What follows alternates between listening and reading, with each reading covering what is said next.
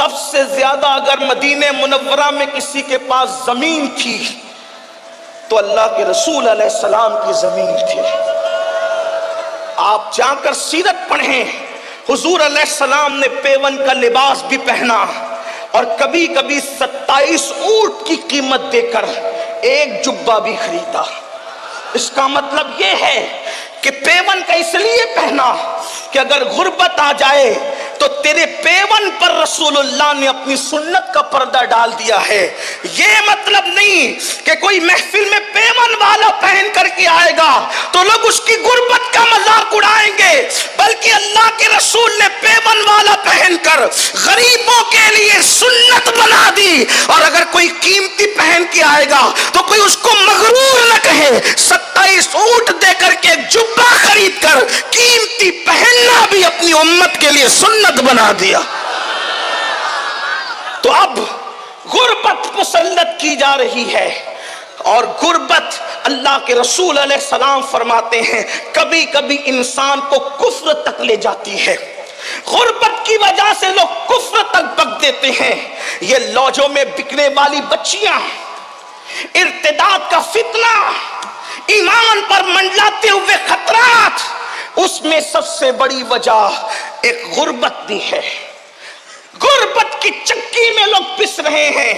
اس لیے میں بہت طویل میں عرض کر چکا ہوں کہ عصر کا وقت قریب ہے، جلدی سے اپنی گفتگو کو شارٹ کر کے مکمل کرنا ہے۔ غربت کی چکی میں لوگ پس رہے ہیں، ایمان خطرے میں، عقیدہ خطرے میں، عزت خطرے میں، آبرو خطرے میں، جان خطرے میں۔ امام سفیان ثوری رضی اللہ تعالیٰ عنہ فرماتے ہیں اپنی تجوریوں سے مال نکال کر بازاروں میں لگاؤ، تجوریوں میں مال رکھنے کی بجائے مارکیٹ میں لگاؤ، کیونکہ آدمی مالدار نہیں ہوگا تو زکوٰۃ کیسے دے گا، مالدار نہیں ہوگا تو مسجدیں کیسے بنے گی۔ کبھی کبھی لوگ مالداروں کی اتنی مذمت کرتے ہیں کہ ایسا لگتا ہے کہ انسان کو صرف 2 چادروں پہ زندگی گزارنا چاہیے۔ ایسا نہیں ہے۔ آپ سے میں عرض کرنا چاہتا ہوں، اگر بلال حبشی جیسی ہستی نے مال کی قلت کی وجہ سے عشق مصطفیٰ کی بنیاد پر اگر جنت کا مژدہ سنا ہے تو عثمان غنی جیسے مالدار نے اپنے مال کی بنیاد پر رسول اللہ سے 2 مرتبہ جنت خریدنے کا شرف حاصل کیا ہے۔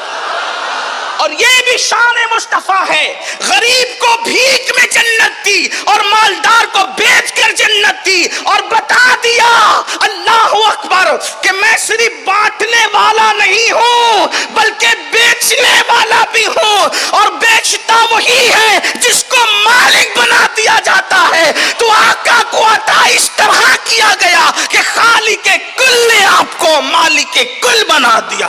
جہاں بانی عطا کر دے، بڑی جنت ہبا کر دے، نبی مختار کل ہے جس کو جو چاہے عطا کر دے، نبی مختار کل ہے جس کو جو چاہے عطا کر دے۔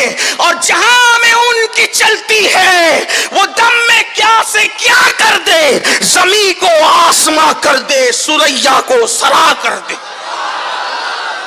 آؤ غربت کا خاتمہ کیسے ہو، اس پر چند چیزیں۔ نمبر 1، غربت کے خاتمے کی کوشش کرنا ہے، بالخصوص نئی جنریشن کو، نئی نسل کو۔ لوگ کہتے ہیں غربت جب رسول اللہ نے پسند کی تو ہم کیوں غربت سے نکلے؟ ہم نے کہا بیماری بھی تو پسند کی، لیکن ساتھ میں یہ بھی کہا بیمار پڑو تو بیمار مت پڑے رہو، بلکہ بیمار پڑو تو بیماری کا علاج کرو۔ بیماری آ جائے شکر کرو، شکوہ نہ کرو، علاج کرو۔ ایسی غربت آ جائے شکوہ نہ کرو، اس کا علاج کرو۔ غربت کا علاج کیا ہے؟ نمبر 1، مسلمان تجارت کی طرف توجہ دیں، ہم تجارت کریں۔ مزدوری کو اسلام نے پسند نہیں کیا۔ اسلام ہمیں مزدور بنانے نہیں بلکہ اسلام ہمیں تاجر بنانے کے لیے آیا، اسلام ہمیں مالدار بنانے کے لیے آیا۔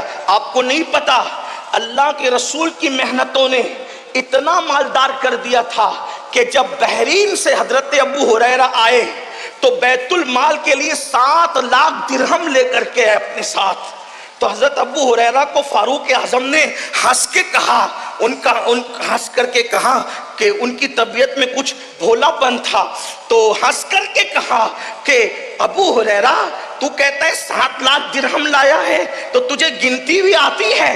تو آپ نے غصے میں کہا، جذبات کے اندر 1 لاکھ 1 لاکھ 1 لاکھ 1 لاکھ 1 لاکھ 1 لاکھ 1 لاکھ بتا کتنا ہوا؟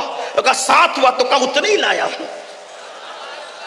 ابو ہریرہ جیسی ہستی. اس کے بعد فاروق اعظم نے اس کے بعد اللہ اکبر شہریوں کو پینشن کا سسٹم شروع کیا، وظیفے کا سسٹم شروع کیا. یہ آج یورپ کے اندر لوگوں کو وظیفے دیے جاتے ہیں. یہ کسی کی اپنی ذاتی کمال کی بات نہیں ہے. اگر شہروں میں وظیفے تقسیم ہوتے ہیں تو اس میں سب سے پہلے شروع کرنے والی ہستی عمر ابن خطاب کی ہستی ہے. ایک بات اور مجھے یہاں بڑی خوبصورت یاد آئی. جب وظیفے تقسیم ہونے لگے تو آپ نے ذمہ داری دی چند اصحاب کو کہ لسٹ بناؤ تاکہ مرتبے کے مطابق لوگوں کو وظیفہ دیا جائے. تو لوگوں نے پہلے بدری پھر احد کے اسی طریقے سے ترتیب وار جو ہے وہ بنایا. فاروق اعظم نے دیکھ کے کہا یہ لسٹ نہیں ہے. کہا پھر فرمایا اوپر ان کا نام لکھو جو رسول اللہ کے خاندان کے سب سے زیادہ قریب ہیں. پہلے اہل بیت کے نام لکھوائے اور فرمایا جس کا رشتہ نبی سے جتنا قریب ہے اس کو اتنا زیادہ حصہ دیا جائے گا. اور ازواج مطہرات کو سابقون الاولون مجاہدین کے برابر وظیفہ عطا کر کے بتایا کہ صحابہ وہ تھے جن کے دلوں میں اہل بیت سے نفرت نہیں تھی، بلکہ صحابہ تو تھے وہ جنہوں نے سب سے زیادہ اہل بیت سے محبت کی ہے. اور اہل بیت سے جتنی محبت اصحاب مصطفیٰ نے کی ہے 14ویں صدی میں کوئی اس کا تصور نہیں کر سکتا. یہ فاروق اعظم رضی اللہ تعالیٰ کا عشق رسول تھا. آپ نے پہلے اپنے آقا کی اہل بیت کو